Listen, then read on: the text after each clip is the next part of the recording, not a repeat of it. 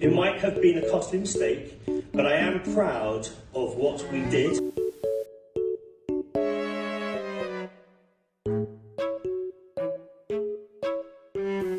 The glass ass in the UK version. Okay, whatever you're describing, I've lost context of what this is. So, no, first of all, the glass ass. No. I'm not your Cinderella. I'm your bad Cinderella. Folks, we all know that I love explaining batshit production lore in the entertainment world, and even though I haven't ever discussed theater on this channel before, I can assure you that Broadway is the gift that just keeps on giving. The clips that I just played were moments in time captured in the journey of Bad Cinderella, a musical from Andrew Lloyd Webber that started in the West End just as Cinderella, and then closed amid controversy only to debut across the Atlantic just a few months later. This musical has been on my radar for quite some time because, as I said, chaotic production drama is sort of my bread and butter around here, and if Mr. Webber is involved, I can assure you that there is some amount of casual insanity to observe. For those who are not entrenched in the world of musical theater, Andrew Lloyd Webber is a very well-known British composer who created hits like Phantom of the Opera, Cats, Evita, and my personal unsung favorite, The Starlight Express. You can argue about his big, flashy, over-the-top style and the horny undertones in his writing all you want. The man has been a fixture both in the West End and on Broadway for decades now, and so he's basically allowed to throw whatever he wants at a musical score and somebody somewhere will give him a theater to put it in. His latest work, originally just called Andrew Lloyd Webber's Cinderella, debuted in the West End in 2021. It had a brief COVID suspension but then came back and ran until the summer of the following year. But like many ALW productions, not everything was smooth sailing. The story is supposed to be a modernized take on the classic Cinderella fairy tale, but like many of Webber's shows, it was a little all over the place and certainly not for everyone. You'd think that Andrew Lloyd Webber would let this roll off his back, considering that he is a multimillionaire with plenty of accolades received over like the last 30 years, but it's rumored that when an American critic came over to the UK to review the show, things sort of went south. You see, Andrew Lloyd Webber was likely trying to take this new musical over to Broadway. You can argue about whether or not this had to do with the Phantom of the Opera closing, but ultimately, he debuted the project in the West End first with the hopes of it being successful and well-liked enough to smoothly transfer. But it's rumored that when this New York Post critic gave it a less than stellar review, Andrew Lloyd Webber lambasted his cast and told them that it was their fault, which, as you can imagine, did not do great things for workplace morale. The show also had sort of a marketing identity crisis over this time, going through several cosmetic changes to make the product more appealing to West End audiences, but the show still suffered from a lot of structural issues. Many thought that it was a little too long, there were too many ballads, and the show was just a little too cringy in its humor and not all that unique. So the production closed after a 12-month run, and on its last night, Webber didn't even show up. Instead, he left a letter for the cast to read out loud in which he called it a costly mistake, and then everyone proceeded to boo him. All my love. He later tried to clarify that he was actually referring to the challenges created by COVID with this line, but the damage was already done, and that probably should have been the end of the story. But then, it was announced that the show was going to get a Broadway transfer after all. The show rebranded for its reopening at the Imperial Theater here in New York City with a couple of noticeable changes off the bat. Mostly, the title of the musical is now Bad Cinderella, which in and of itself is objectively hilarious. Additionally, they decided to go with this sort of red and black and pink color scheme for the marketing, which I guess is relatively inoffensive, and the show also debuted with a completely new cast. Carrie Hope Fletcher performed the role in the West End but did not transfer over to the Broadway production. Instead, they cast Lenady Hanau, who isn't super well known, and then they also released this cheeky little cast video in a Real Housewives style parody. I'm not your Cinderella. I'm your bad Cinderella. If I'm the heir, we are royally screwed. I'm a kind, honorable woman. No matter what you've heard. Okay, so clearly the marketing is at least trying to be self-aware and poke fun at its own existence, which doesn't work for every show, but given all of the problems of identity that this show has suffered in its own already complicated run, it's not the worst move to just, try to appeal to the gays. So Bad Cinderella is in previews now, which means that if you're in New York, you can go see the show in its current iteration, and they can make, changes based on audience feedback and reaction, sort of like a test screening for a film. And after all of the buzz around the show, complete with the official Bad Cinderella account releasing their own unofficial bootleg recording, and then telling everyone else not to release their own bootleg recordings, I knew I had to do my civic duty and check out this musical for myself.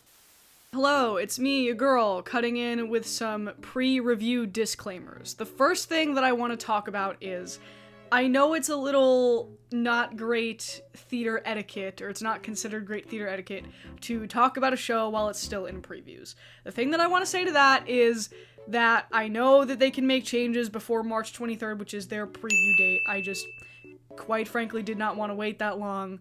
I also think that, I'm paying money to go see this product, and I think I should be within my right to be able to talk about my opinions on the product as it currently stands, with the expectation that it might change with their official opening night. In fact, I also want to say that I have paid more for this production than the amount of times that I've seen it, because we were initially gonna go on Tuesday night to see a preview. And then it was rainy and cold, and we wanted to watch The Last of Us, so we didn't. So those 2 tickets were scratched, and then what I'm reviewing right now is the Saturday matinee, which I'm about to go see, and I had to pay for that as well. So I have paid for 3 tickets for this one review, which is my own fault. But all of this to say that I am not coming at it from a place of going to shit on the show because it's bad, and I'll talk about that a little bit more in a second. And if this really pisses people off that I'm reviewing it in previews, consider it a first impression, or I'll put my money where my mouth is. If you think that it's really egregious for me to be doing this, I'll go back and see it when it opens. If enough people want me to go back and see it and see the changes that they made, I will go again. So that's my first thing. The last thing that I want to say is that ultimately I am going into this with an open mind. I have seen a lot of Broadway in my day. I grew up very close to New York City. I currently live in New York City. I go a lot. I have an immense respect for what these performers do. In fact, let me show you. I collect my playbills when I go to shows because I'm a dork. This is, I've been around the block. I've been, and even when I don't like shows, there is usually something I can say that's positive about a show. So for example, I saw Funny Girl in July. I saw it with Beanie, and I didn't like the show.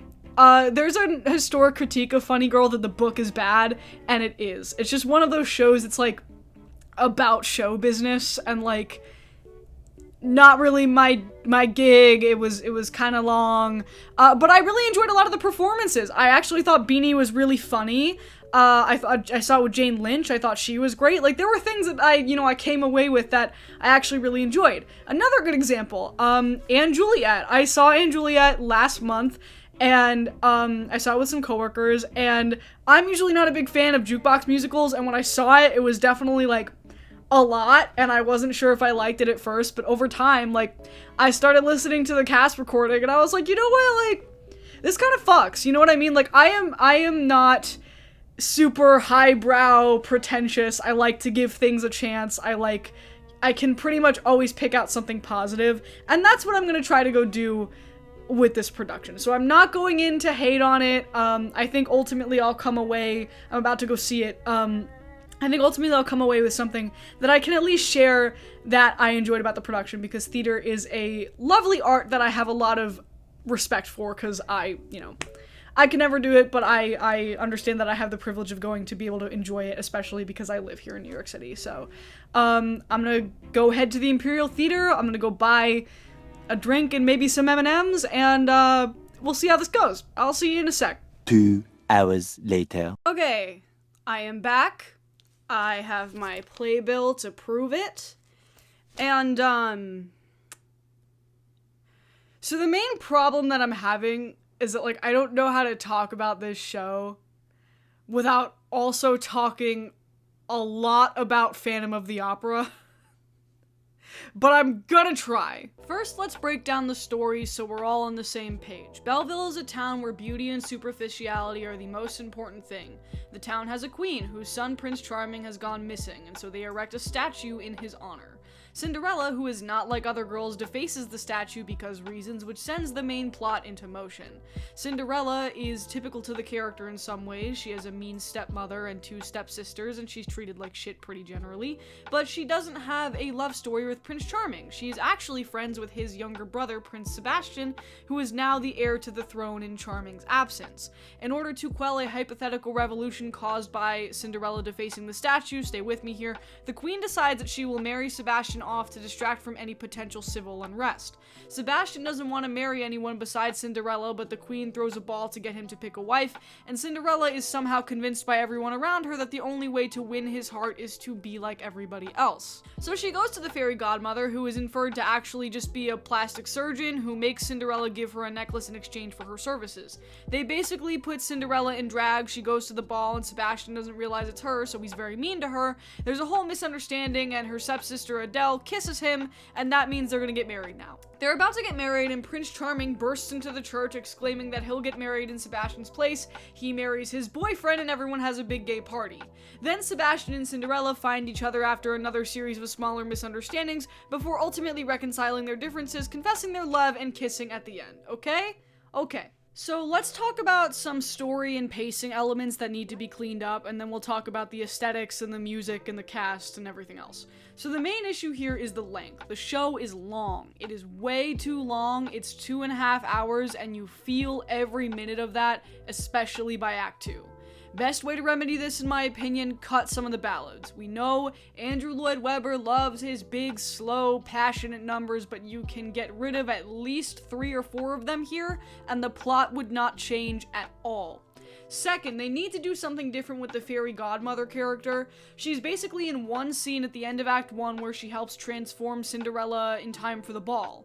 First of all, she isn't just Cinderella's magical saving grace like in the traditional story. She's like a back alley town plastic surgeon who everyone knows, and everyone goes to her for these plastic surgery procedures. The townspeople mention her like throughout, so there's really nothing special about her interaction with the main character. They also can't decide if she's evil or not. The whole scene is very reminiscent of like Ursula in The Little Mermaid. She's very dramatic and mysterious and telling Cinderella that, you know, beauty comes with a price or whatever, and even tells Cinderella to give up her necklace from her dead parents in exchange for like the whole procedure.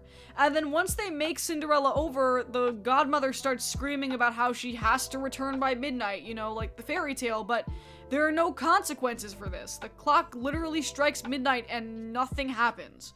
And on top of that, the necklace means nothing. She literally sees Prince Sebastian and gives it back to him later, like for no reason. And those are her only 2 scenes in the show. In my opinion, either make her a villain or don't. Change it so that Cinderella does actually have to pay in some way for making this choice, and then the whole ominous tone here would work better. Or completely change the character. Make her like the fun, upbeat best friend that helps Cinderella out, because right now, her inclusion just doesn't make much sense. These 2 things, the pacing and the godmother arc, would be major improvements. It would clean up the story a lot in my opinion, and they're easy swaps to make, so here's to hoping that they take that into account while they're examining what to change in the preview period. Okay, so now we're going to talk about the aesthetic of the show and my impression of what the show was going to be versus what it actually ended up being. And I'm only speaking for the Broadway version because that's what I saw. I mean, I know this show did have an identity crisis kind of the whole way through, but it's still having that problem, and I'll explain what I mean, and this is where I'm going to talk about Phantom of the Opera, regrettably. The marketing material and the impression that I got was that this was going to be a show almost in the vein of Mean Girls or Beetlejuice or Heathers, something very contemporary, something very fast-paced and full of jokes, or Anne Juliet, where it's like, you know, taking a twist on a story, but it's like updating it to be super progressive and self-aware. That's what I thought we were getting. But what we got was, like, just very classic kind of Andrew Lloyd Webber in a bizarre way. Like, it was very gaudy and over the top, and these, you know, very familiar kind of Phantom of the Opera style long songs where they're singing these different melodies over each other, and it's very operatic and grandiose, and like, that's not what the marketing is for this at all. That is not, like, they did, you know, the Real Housewives promo and like the spray paint, and that is not what the show actually is. It's a lot closer to Phantom than it is to something like Mean Girls, and I know that makes sense because Andrew Lloyd Webber wrote Phantom, but like, they do their own, like, version of Masquerade in here. Like, Act 2 opens up with, like, you know, the overture where they play all of the music that you've heard in the show so far, and then they open on this big choreographed ball sequence. Like, they might as well have been singing Masquerade. It was very reminiscent of Phantom and probably a lot of the other stuff that Andrew Lloyd Webber has done. And in terms of Broadway, I've seen Phantom multiple times, so I know this, and that's just kind of what it was, you know, what I was hearkening back to in my brain. But that works for Phantom. That doesn't work for something like this. I think Andrew Lloyd Webber meant to have this be his very contemporary show that would catch on with the young kids, but, like, you know, kids, when I say kids, I mean, like, you know, 17, 18, like, be more chill, like, that crowd. That is not what this is. In fact, I would go as far as to say that the only song that you've probably heard from this musical, if you haven't seen it, sounds nothing like the rest of the score. You know, I won't play it for copyright reasons, because, you know, I got shooters out here, but, like, you know the song that's like, call me Bad Cinderella, got a style all my own. Like, that song, nothing else in here sounds like that. That song is in here to, like, bring a certain crowd and draw a certain crowd into the audience, but it's backfiring stupendously. Speaking of the crowd that this brought in, the marketing clearly isn't doing what it's supposed to here, because at my Saturday matinee, it was all old people, which is to be expected, and parents with their little kids.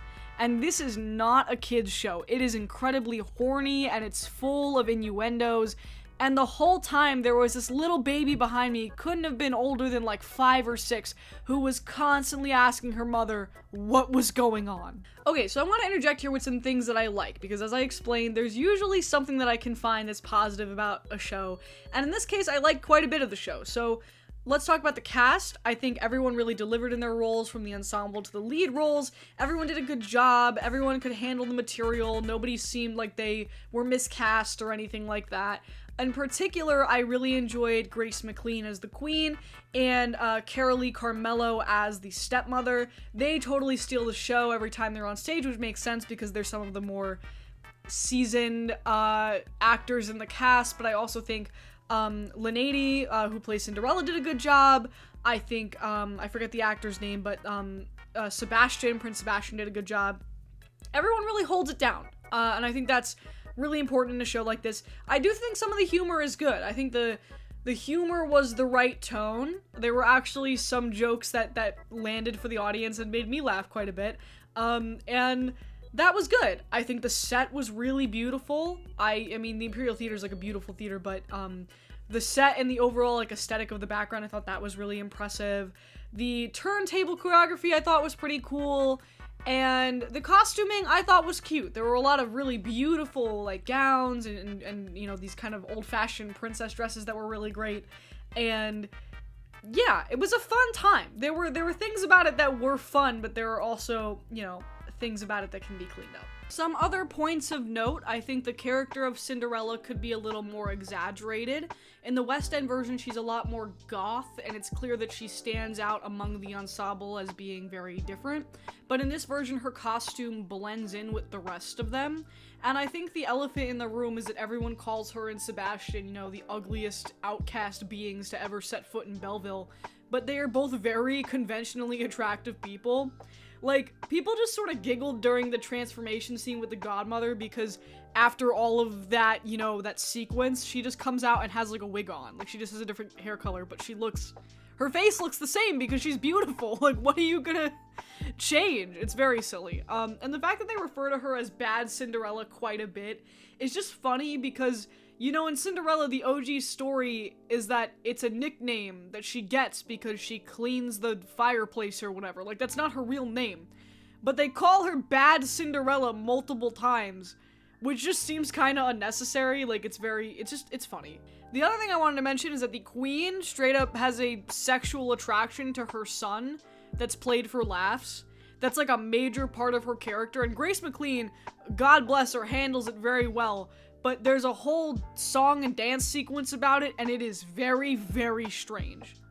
The glass ass thing that Mickey Jo and Waiting in the Wings were talking about that I referenced earlier is a reference to a prop in the Godmother scene where there's showcases of various glass objects, like a glass ass with a thong, and I think a pair of glass titties as well. Definitely a little strange, but props to the prop department on that one.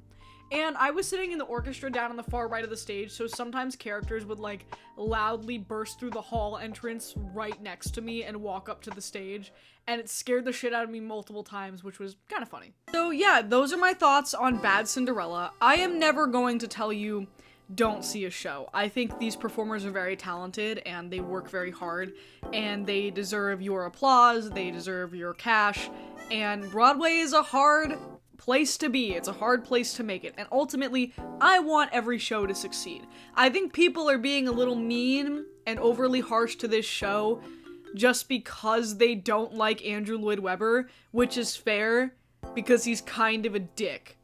So, like, I get it, I understand, but I don't want the show to, like, suffer as a result of his actions. It's here, it's on Broadway, it exists. Go support it. I supported it because I like to support theater. As far as, like, the reports that, like, people were, you know, the first preview nights, people were walking out of the show, people were so disappointed, that wasn't happening. Everyone seemed to be enjoying themselves, either confused or enjoying themselves, or a mix of both. The only time I've ever actually seen people, like, get up and walk out of a theater was actually, the Broadway version of The Great Comet of 1812. I saw multiple people get up and walk out of that at a particular point in the show, but that's a story for another day. Go support Bad Cinderella if you live in New York. Go support any of the musicals that are on stage right now. And, yeah. I have the song stuck in my head, like, so, like, all week, because I've been prepping for this all week. I just, you know, Bad Cinderella is the catty name that they call me. I need to go to bed or be lobotomized. Anyway, good night. See you next time. So this is love. So this is love. So this is what makes love.